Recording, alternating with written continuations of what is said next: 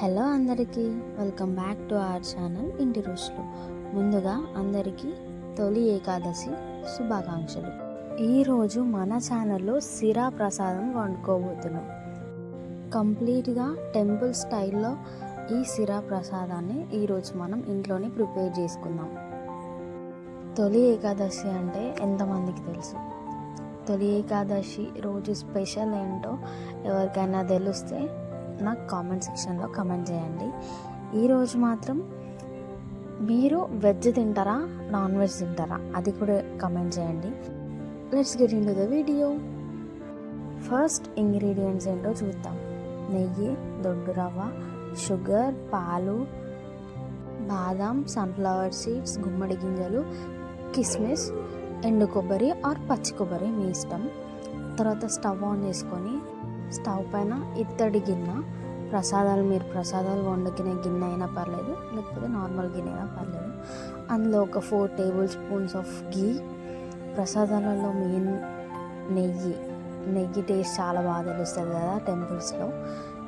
దాంట్లో dry fruits అన్నీ include చేసేయండి. కాజు ఉంటే కాజు కూడా వేసేయండి. నా దగ్గర అప్పుడు అవైలబుల్ లేక నేను ఇవే వేసిన. మీరు కాజు కూడా యాడ్ చేయండి. అందులో అన్నీ వేసుకొని మంచిగా రోస్ట్ చేసుకోండి నెయ్యిలో.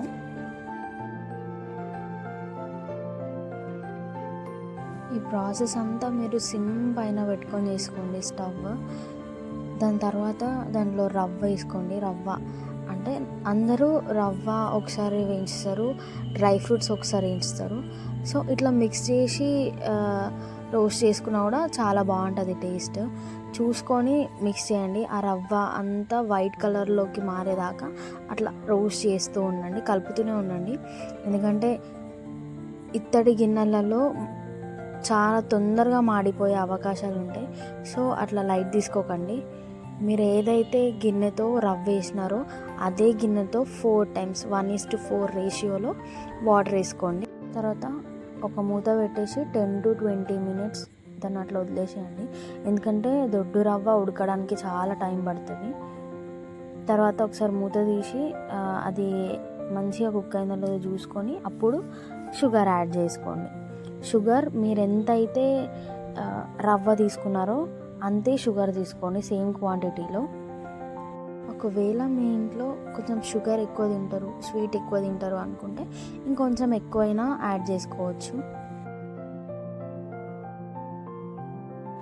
తర్వాత అందులో కొన్ని పాలు యాడ్ చేసుకోవాలి. ఇంకొకటి ఏంటంటే పాలు యాడ్ చేసిన తర్వాత స్వీట్నెస్ అనేది కొంచెం తగ్గుతుంది. అందుకైనా కూడా మీరు కొంచెం షుగర్ ఎక్కువ యాడ్ చేసుకోవచ్చు, ఏం కాదు. పాలు యాడ్ చేసుకొని మంచిగా మిక్స్ చేసుకోండి. తర్వాత దానిపైన మూత పెట్టేసి ఒక బాయిలింగ్ స్టేజ్కి వచ్చిన తర్వాత చూసుకొని కలుపుకోండి.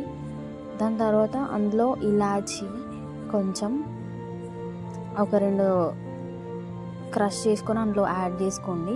అసలు టెంపుల్ ప్రసాదాలు ఎందుకంత స్పెషల్ ఫ్లేవర్స్ వస్తాయో ఇప్పుడు నేను మీకు చెప్తా. ఒక చిన్న చిటికెడు పచ్చకర్పూరం అందులో వేసుకోండి. సీరియస్లీ ఇది స్టార్ ఐటమ్, ప్రసాదాలకి ఇది స్టార్ ఐటమ్. అండ్ లాస్ట్లో కొంచెం నెయ్యి యాడ్ చేసుకోండి, చాలా బాగుంటుంది ఫ్లేవర్. అండ్ ఇంకొకటి, టెంపుల్స్కి ప్రసాదాల కోసం ఎంతమంది వెళ్తారో నాకు కమెంట్ సెక్షన్లో కమెంట్ చేయండి.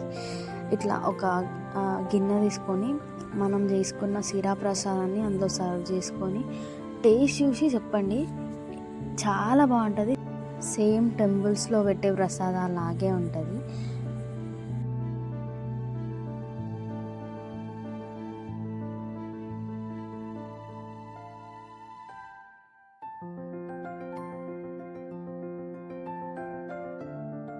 అండ్ లాస్ట్లో కొంచెం బాదాంని క్రష్ చేసుకొని పైన గార్నిష్ చేసుకోండి.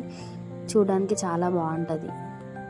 ఈ సిరా ప్రసాదాన్ని మీ ఇంట్లో కూడా ట్రై చేయండి.